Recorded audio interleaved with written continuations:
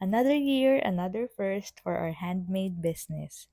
Samahan niyo ako sa aming kauna-unahang pop-up event. Welcome to Bulacan, aking lalawigang sinilangan. And today, isa tayo sa mga merchants at Ace Malolos Doctors at Father's Day event. Pangarap ko talaga for the business is to sell in person through events. And finally, nag-align na rin ang lahat, opportunity, inventory, schedule, at budget. Ang aga namin gumising kasi wala talaga akong idea paano siya isi-set up. Basta dinala ko lahat ng stocks na meron ako, printed some price tags at lahat ng materials na available lang sa bahay. Honestly, sales-wise, wala akong expectation. As an introvert, mas worried ako sa kung paano ba ako makikitungo sa potential buyer. Gusto ba nilang inaasikaso or mas gusto nilang hinahayaan lang silang mamili? Yun talaga yung thoughts ko sa tuwing may lalapit sa booth namin. Buti na lang, they were very nice people na kapag nag-good morning or hi hello kami, they'd say hi too. Kasi kung nasungitan ako, baka na-drain ng wala sa oras ang social battery ko. Ang na-surprise ako, kapag may lalapit sa booth and say, dumaan kami, nakita ka namin sa threads